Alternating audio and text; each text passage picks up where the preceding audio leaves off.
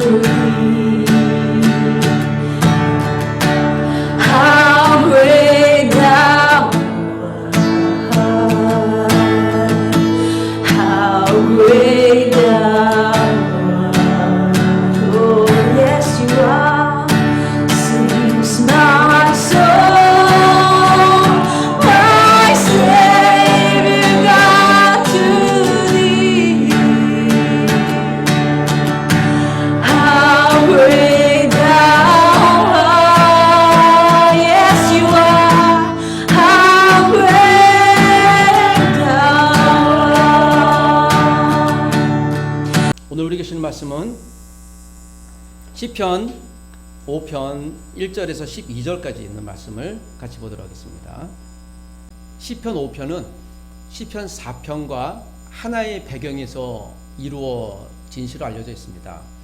시편 4편이 밤에 지어진 시고요. 시간적으로 그 다음날 지어진 시가 5편이라고 알려져 있습니다.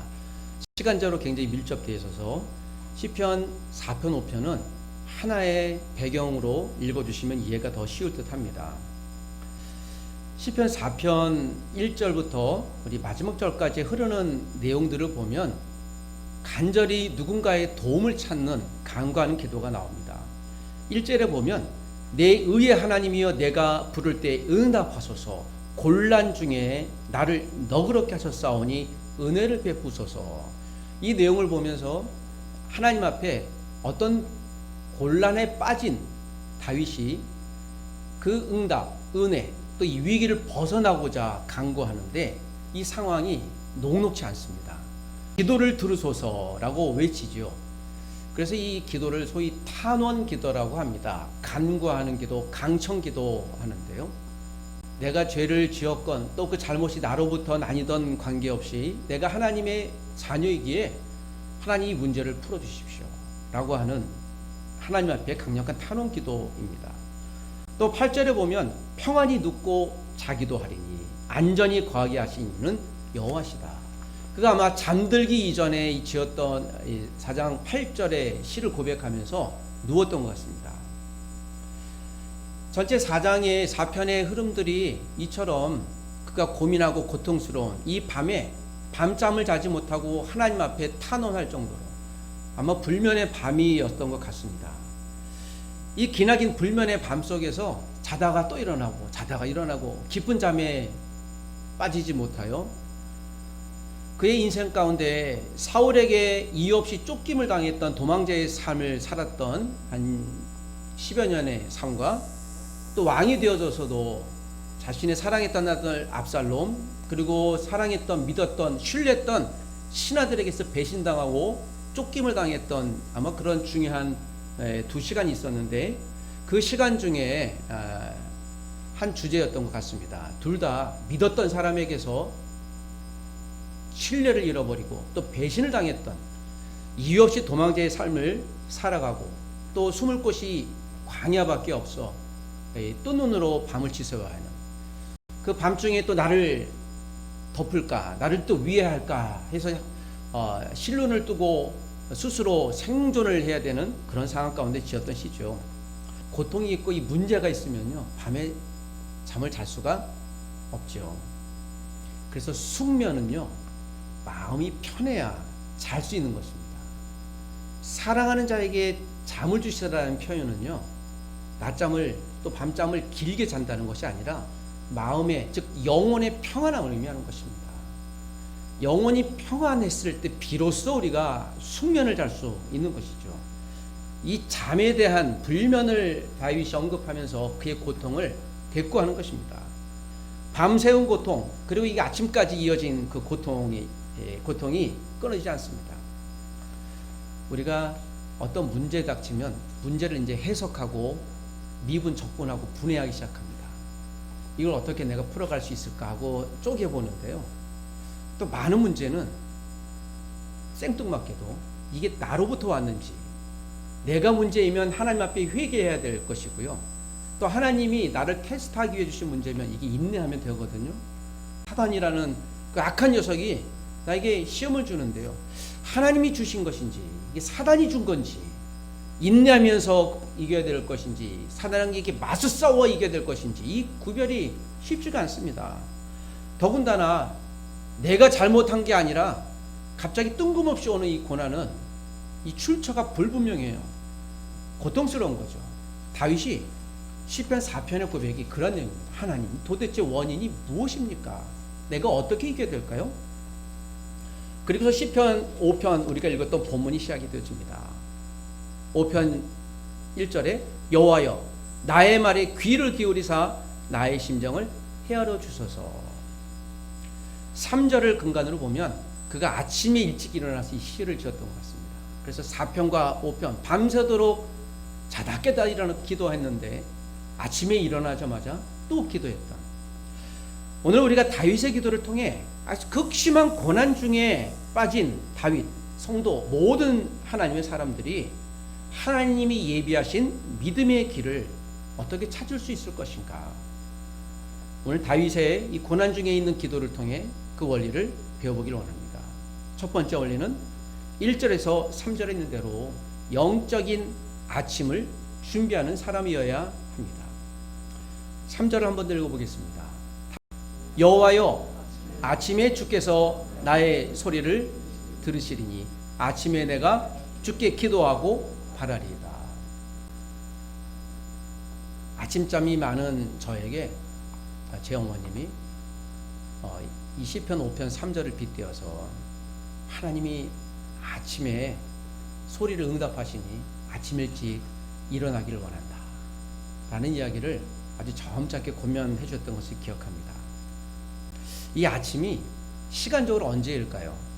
유대인의 시간관념으로 보면요, 아침은 해 뜨기 전입니다. 3시에서 아마 6시 사이 정도일 거예요. 새벽 예배 했던 것이죠, 지금으로 얘기하면. 이 아침은 시간적인 아침일 수도 있는데요, 다윗의 입장에서는요, 영적인 아침이에요. 눈을 뜨긴 떴는데 이 괴로움과 고통이, 그 극심한 위협이, 생명의 위협이 끝나지 않았습니다. 그래서 5장 1절에 여호와여 나의 말에 귀를 기울이사 귀를 쫑긋해 주십시오. 이것은 무슨 얘기입니까? 어젯밤에도 밤새워 기도했으면 이제 내 기도를 들으셨겠다. 그게 아니라 눈 떠보니까 여전히 그 위협과 심각한 고통이 마음 가운데 짐이 있어요. 하나님 좀 귀를 기울여 주십시오. 1절 후반절 보니까 나의 심정을 헤아려 주소서. 반복을 하는 거예요. 다윗이 답답해서 속된 말로 지금 미칠 지경입니다. 2절에도 보니 나의 왕 나의 하나님이여 내가 부르짖는 소리를 들으소서. 내가 주께 기도하나이다. 1절 2절 전부 다 앞에는 기도하는데 귀를 좀 기울여 들으십시오. 나의 왕 나의 하나님이여 내가 부르짖습니다. crying out 외칩니다 하는데 내가 주께 기도하고 있잖아요 라고 계속 반복. 한 절에 2번씩이나 반복하는데 4장과 5장은요 그냥 탄원이에요. 하나님 이유가 없어요. 내가 잘못했건 안 했건 나는 이 위기에서 지금 벗어나야 됩니다. 일단 내 기도에 응답하시고 나를 책망하실 일이 있거든 나중에 책망을 듣겠습니다. 내가 죄가 없으면 억울하지 않게 해주십시오. 혹시 가장 행복했던 때, 또 가장 고통스러웠던 때는 언제이신지요? 행복과 고통은 질량 총량의 법칙이 있다고 합니다. 그 행복이 주는 그 순간에 질량이 있고요, 고통이 주는 질량이 있다고 하는 것이죠. 뇌에서 기대감과 흥분이 나오는데요, 이 엔돌핀을 연구하신 뇌과학자가 연구를 해봤답니다. 이게 엔돌핀의 질량이 얼마나 될까? 이분들이 실제로 사례를 연구해봤는데 결혼을 해서 결혼 시작부터 결혼 3년 차까지 그들이 얼마나 행복한 시간이 계속되는가 조사해 보니까요, 짧게는 2달에서 아주 길게 간 사람이 3년 정도 되더라. 평균 해보니 이 신혼이 엔돌핀이 나오는 시기가 한 6개월 정도 되더라 라는 결과를 얻었습니다. 그래서 신혼은 6개월. 신혼이라는 것이 무엇입니까? 상대방을 보고 그냥 좋아하는 때잖아요. 그냥 보기만 해도 그저 바라만 봐도 행복이 있고 미소가 되고, 마치 우리 예배 가운데 계신 분들이 서로 보면 행복하고 즐겁지 않으신가요? 예, 할렐루야. 동의해서 고맙습니다. 혹시 지금 결혼하신 분들은 남편과 부인을 어떻게 사랑하시는지요? 이 6개월의 통계를 얻으면서 엔돌핀보다 더 강력한, 거의 곱하기 10,000배 정도 된다는 다이돌핀이 나오더라. 이게 신혼 때 나오는 아주 극심한 이 쾌락이 있을 때 나오는 그런 에너지라고 합니다. 이걸 이제 마약이라고 하는데요. 그래서 자연의 마약, 신이 주신 마약이라고 합니다. 다이돌핀이 계속 나오면 고통도 못 느낀다고 하죠. 소위 콩깍지가 씌워진 시기를 요때라고 하는데, 이 다이돌핀이 계속 나왔을 때가, 실제 뇌에서 분비됐을 때가, 기도 또한 분량 총량의 법칙이 있습니다. 한 기도 제목을 갖고 있으면요, 그 기도가 끝날 때까지 계속 쌓아야 될 기도 분량 총량의 법칙이 있죠. 제가 이걸 과학적으로 증명해낼 수는 없으나 성경적으로 증명해낸 것이 요한계시록 8장 3절에서 5절까지 성도가 한 기도가 하늘로 향이 되어 올라간다. 사도 요한은 이것을 환상 가운데 보긴 했지만 환상 가운데 본 것이 상징이 아니라 실제였던 것이죠. 그리고 천사들이 우리가 올라가는 하는 기도를, 향이 돼서 올라가는 기도를 받아갖고 하나님 앞에 내어두는 거예요. 기도에도 분량 총량의 법칙이 있어서 그 기도 응답은 끝날 때까지 해야 되는 것이죠. 그래서 기도는요, 언제까지 해야 될까요? 그래서 끝날 때까지. 그래서 기도 끝까지 기도줄을 놓지 않는 사람이 기도 응답받는다. 그 기도 분량 총량의 법칙에서는 그게 맞는 것 같습니다. 다윗이 이 밤에 이 고통이 뭐 원인이 어디 있는지 모르겠지만 다윗으로서는 4장, 5장을 보면 이게 원통하고 원망스럽습니다. 이게 자기 잘못이 아니거든요. 그리고 왜 내가 도망자의 삶을 살고 밤마다 이 불면의 밤을 새워야 돼요. 밤에 잠을 못 자면요, 하루 이틀 이게 분노가 나기 시작하는데요. 분노가 일상이 되면요, 이제 우울증이 오기 시작합니다. 이게 왜 나에게 있지? 문제 해결이 없으면요, 이게 스스로 안에서 해결이 안 되면 스스로의 폭력을 가하죠. 자기 목숨을 스스로 위태롭게 만드는. 외부로 가면요, 이제 통제가 안 됩니다. 폭력으로 가든지 절제 안 되는 것으로 가는 것이죠. 영적인 것도 마찬가지입니다. 여러분, 영적인 우울증이 걸릴 수 있고 영적인 좌절에 걸릴 수 있습니다. 그때 우리가 일하는 생이 우울증이나 또 조증, 양극성장애 걸리면 아무것도 안 하거든요. 그냥 있어요. 그냥 하기 싫고요, 열정도 떨어지고. 그랬을 때 우리가 무엇을 해야 될까? 다윗은 심각한 극심한 우울증 가운데 그럼에도 그가 놓지 않았던 단 한 가지가 하나님 앞에 기도줄을 끝까지 붙들고 있는 것이었습니다. 감동해서 그가 성령 충만해서 하나님의 영으로 충만해서 붙든 것이 아니라 탄원은 그거잖아요. 그냥 기도줄에 의지를 갖고 붙드는 것입니다. 엔돌핀, 다이돌핀이 나온 신혼 시기가 지나면 나머지 평생 40-50년을 우리가 무엇을 삽니까? 부부는 이 결혼하신 분들은 정답을 주실 텐데요. 무엇으로 사나요? 그렇죠. 의리 갖고 삽니다. 의리가 저는 굉장히 성경적인 답이라고 믿어요. 의지, 믿음이거든요. 믿음은 의지의 행위예요. 예수 그리스도를 감동해서 성령 충만해서 오 주여 당신만 보니 날마다 매 순간마다 기쁘고 소망스럽습니다 라는 시기가 사실 많지는 않아요. 나머지는요, 의지 행위로 사는 거죠. 그래서 믿음을 의지 행위로, 이것을 믿음이라고 표현합니다. 그래서 우리가 의지가 성령 충만해야 되고 거듭나야 되고 건강이 될 줄 믿습니다. 기도는 믿음의 인의 결과물입니다. 다행스럽게도 다윗이 그가 목동이었을 때부터 했던 영적인 습관, 위기가 왔을 때 끝까지 기도줄을 붙잡는 것은요, 이 하나님이 내 기도를 들으시겠다라는 삶의 경험치에서, 영적인 경험치에서 나온 게 확신이었습니다. 여러분, 우리의 영적 데이터는 한계가 있어요. 제가 데이터 5기가를 쓰거든요.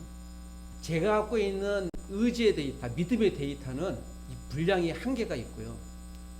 와이파이, 집에서 나는 와이파이를 연결하는 순간에 그냥 끝이 없는 거예요. 마음껏 쓸 수 있는 것이죠. 하나님 옆에서 하나님 주시는 이 천국의 와이파이가, 저는 이것을 하나님의 말씀이라고 믿고요, 하나님의 성경이라고 믿습니다. 내가 의지를 들어서 하나님을 붙잡아야 되자고 하는 이런 믿음보다, 믿음의 분량보다 하나님이 공급해 주시려고 하는 은혜, 말씀의 이 와이파이를 계속 붙들어야 되겠다. 기도의 와이파이를 하나님 앞에 오픈해 놓고 커넥션 하시기를 부탁드립니다. 이것이 일상의 아침에서 만나는 영적 와이파이라고 볼 수 있죠. 우리 특별히 가족들은 매일 아침마다 성경 읽기를 계속 보내주시는 분이 있고, 또 거기에 대해서 답글도 남겨주시고 해서요. 그게 쉬운 일이 아닌 것 같아요. 그리고 어느 순간 제가 이것을 하루에 꼭 읽어야지 해서 보니까 성경 통독을 하게 되는 거죠. 저는 굉장히 중요한 영적인 일이라고 믿습니다. 굉장히 중요한 사역입니다. 고난 중에 하나님이 예비하신 믿음의 길을 찾는 두 번째는 영적인 성찰을 하는 사람입니다.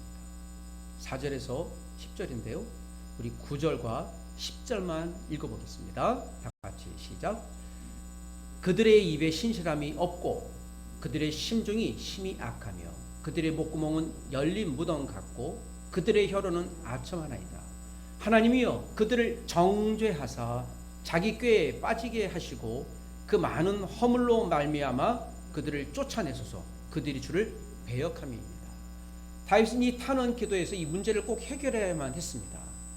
하나님, 4절부터 보니 주는 죄악을 기뻐하시는 분이 아닙니다. 이것은요, 지금 내가 죄를 지어서 나의 죄로 인해 내가 이 고난의 시간 보내는 건 아닌 것을 다윗은 스스로 지금 하나님께 항변하는 거예요. 5절, 6절에 보니까 거짓말하는 자들을 멸망시키소서. 멸망은 소리란 말인데요, 히브리어로 그들 지옥 보내세요. 이게 자기 확신이 있는 거예요. 이 문제가 내 죄로부터 온 게 아니라, 근데 하나님 나 억울합니다. 지금 나 환장하겠습니다. 왜 나에게 이런. 그리고 그 악한 자들을 하나님 버려달라고 얘기하시는 거예요. 그들의 입에는 신실함이 없고 그 믿을만하지 않고 그들의 마음은 힘이 약하여 목구멍은 열린 무덤 같고 말하는 것마다 죽음을 얘기하는 거예요. 그들의 혀로는 아첨하나이다. 이 혀로 아첨한다라는 게 얼라이어인데요. 이게 이제 사단의 다른 이름이에요. 아첨한다라는 게. 그러니까 아첨자, 아첨꾼 그런 자들입니다. 하나님이여 그들을 정죄하사 자기 꾀에 빠지게 하시고 그들이 아첨하는데요. 그 아첨의 거짓말이 자기가 넘어가는 꾀가 되게 해주십시오. 사탄이 이 세상에서 사람으로서 직업을 가진다면 가장 적합한 것은 무엇일까요? 사탄의 원래 이름이요. 영어로 liar 하고요. 속이는 자. 이게 원래 사탄의 이름이 해석하면 그렇습니다. 지금 직업을 갖는다면 사기꾼이겠죠. 사기꾼의 특징이 무엇입니까? 거짓말을 하잖아요. 사기꾼의 신체 기능 중에서 가장 발달한 곳이 입이에요. 사기꾼의 특징은요, 진짜가 없어요. 진짜 없어요. 진짜가 없기 때문에 거짓말을 하는 거죠. 속여야만 해요. 사단이 하나님처럼 능력 있다고 아담과 하와를 속이는 거야. 속이는 거예요. 없어요. 하나님과 내가 그래도 맘먹을 정도야 라고 사람을 속이는 거예요. 영적인 존재이기 때문에 우리보다 능력이 많은 건 사실입니다. 때로는 좀 권력도 주고 지식도 주고 또는 힘도 주기도 합니다. 예언하는 능력도 주기도 해요. 그래서 마치 내가 하나님처럼 능력 있는 것처럼 보이기도 합니다. 거짓말이죠. 결국 사단도 지옥에 가는 곳이에요. 사단이 갈 마지막 곳이 지옥이에요. 혼자 못 가는 거예요. 할 수 있으면 하나님이 지은 아름다운 창조물을 같이 가게 하는 것이죠. 진짜가 없습니다. 우리가 이런 고민 가운데 빠지는 경우가 많아요. 나를 막 억누르고 우리가 그리스도인이란 이름으로 괴롭히고, 특별히 저는 다 그러겠지만 목사의 신분을 밝히면 이렇게 좀 갑자기 좀 터프하게 나오시는 분들이 종종 굉장히 많이 있습니다. 몇 달 전에도 제가 교통사고를, 제 잘못은 아닌데 이렇게 접촉이 크게 나서 막 주일 아침인데 막 분노가 사실 났어요. 10시 가서 예배당, 산울간 예배당 와서 준비해야 되는데 일찍 왔는데 10시에 나니까 이제 마음이 급한 거예요. 저 사람이 왜 속으로 그 짧은 찰나에, 그리고 속으로 막 씩씩대고 나가서 이렇게 불러놓고 있는데 여차여차해서 그냥 이렇게 잠깐 대기하고 불렀습니다. 근데 이 상대방께서 그러니까 어찌 다친데 어찌냐고 그래서 이렇게 젠틀하게 나오시니까 괜찮다고 그러고 있는데요. 또 한 번이 제가 지금 교회 가는 길이었는데 그러시냐고. 그래서 제가 저도 모르게 저도 그런데 하고 아이 그러시냐고. 정체를 밝혔잖아요.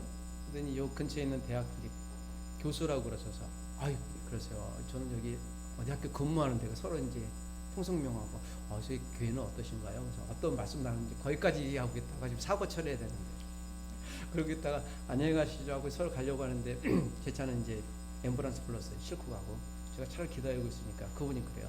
선생님 혹시 차 없으시면 교회 앞까지 데려다 드릴게요 하고 그분 차 타고요. 여기 하는관 앞까지 오면서 아름다운 신앙 얘기를 했습니다. 그리고 내릴 때 어떻게 했는가 하면요. 승리하세요 하고 이제 들어있어요. 사고 오면서 신비한 일일세. 이 사고 나면 좀 마음이 불편해야 되는데요. 제가 참 그분한테 감사했습니다. 저희도 그 순간 막 분노가 나고 짜증나고 했던 일인데 물론 이제 법적으로 다 해결은 했지만 제가 그 찰나의 순간에 인간적인 분노를 내지 않게 해서 참 그날 감사합니다. 그래서 그 설교하는데 지장이 없었어요. 제가 그거를 좀 절제하려고요. 설교 앞에 두고 있는데 일이 왜 일어날까 막 그 순간 이 사단의 공격이야 뭐야 그런 생각이 들었는데 다 떠나서 그래 내가 그거 못하면 어때? 일단 교회 가십시다. 제가 중요한 지금 회의가 있어서요. 그리고 빨리 간다고 해서 일 처리하고 왔는데요. 사단은요 별별지 않은 방법으로 우리를 그렇게 괴롭히는 경우가 이래저래 많죠. 저는 오늘 이 다윗의 고백을 통해 살아가는 가족들이 우리가 분노하지 말아야 될 일은요 굳이 안 해도 되기를 원합니다. 우리가 할 수 있는 가장 위대한 것을 사용하십시오. 무엇일까요? 로마서 12장 19절에도 이건 굉장히 두려운 말인데 이런 말이 있습니다.